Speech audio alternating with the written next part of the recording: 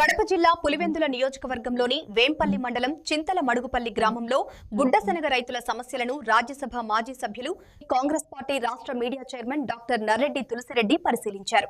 రైతు దంపతులు నాగులయ్య ఈశ్వరమ్మ పంట పొలాన్ని కాంగ్రెస్ నాయకులతో కలిసి ఆయన సందర్శించారు.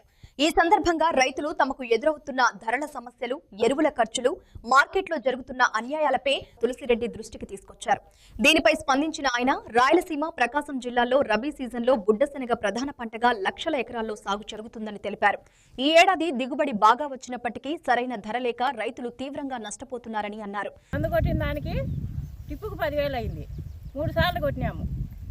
ఇత్తిన దానికి సేద్యాలకు 20,000 అయింది. శనగలు కింటా 6,000తో 5 క్వింటాలు వేసాం. 3 క్వింటాలు వేసాం 4 ఎకరాలకు. అది లెక్కే. కూలోళ్ళకి అయింది 15,000. మళ్ళీ ఆడిచ్చిన దానికి కావాలా. ఈ పంట అందమా ఇట్లా వచ్చింది. ఇంకా రైతు ఏడ బయటకు వస్తాడు? అంత నష్టమే. ధర అందమా ధర లేదంటున్నారు. ఇంకా ధరన్న బాగుంటే గిట్టుబాటు అయితే అనుకోవచ్చు. అది తగ్గిపోతుంది అని చెప్తున్నారు.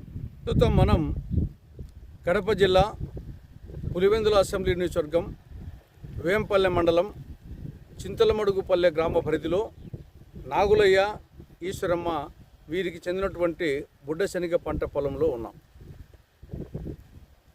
రాయలసీమ, ప్రకాశం జిల్లాల్లో రబీలో ప్రధానమైన పంట బుడ్డశనగ పంట, ఈ యొక్క పప్పు శనగ పంట. దాదాపు 11.5 లక్షల ఎకరాల్లో ఈ పంట వేస్తారు. ఇదే కొన్ని చోట్ల అది ఏకైక పంట ఇదే. ఈసారి కొంతవరకు దిగుబడి బాగానే వచ్చింది, కానీ ధర లేదు. కేంద్ర ప్రభుత్వం ఏమో మినిమం సపోర్ట్ ప్రైస్ క్వింటాలకు 5,870 రూపాయలుగా ప్రకటించింది. కానీ మార్కెట్లో 4,800 రూపాయలకు, 4,700 ఆ ప్రాంతంలో కొంటున్నారు. అంటే ఒక్కొక్క క్వింటాల్ మీద, ఒక్కొక్క బస్తా మీద రైతు 1,000 రూపాయల వరకు నష్టపోతూ ఉన్నాడు. మరి ఎంఎస్పీ ప్రకటించింది దేనికి? రైతుకు మార్కెట్లో రేటు రానప్పుడు గవర్నమెంట్ కొనుగోలు కేంద్రాలు తెరిచి కొనాలా. ఇప్పటికే 50% పంట అయిపోయింది, మిగతా 50% పంట ఉంది. కాబట్టి ఇప్పటికైనా వెంటనే ఏమాత్రం ఆలస్యం చేయకుండా బుడ్డశనగ కొనుగోలు కేంద్రాలు తెరవాలి. గవర్నమెంటు 5,870 రూపాయల క్వింటాల్కు కొనాలి. మార్కెట్లో ఏం చేస్తున్నారు? 4,800కు, తర్వాత మళ్ళీ దాని మీద 5 కేజీల తరుగు ఎక్కువ తీసుకుంటున్నారు మళ్ళీ. కాబట్టి రైతు విపరీతంగా నష్టపోతున్నాడు. ఇంకా ఏమాత్రం ఆలస్యం చేయకుండా ప్రభుత్వము వెంటనే బుడ్డశనగ కొనుగోలు కేంద్రాన్ని తెరవాలి. అది నంబర్ 1. రెండవది యూరియా కొరత. ఎక్కడ చూసినా రాష్ట్ర వ్యాప్తంగా యూరియా కొరత. యూరియా బస్తానేమో 266 రూపాయలు, కానీ ఎక్కడా దొరకం లేదు. బ్లాక్ మార్కెట్లోకి పోతే బస్తా మీద 300 నుండి 600 రూపాయలకు ఎక్స్ట్రా పెడితే దొరుకుతూ ఉంది.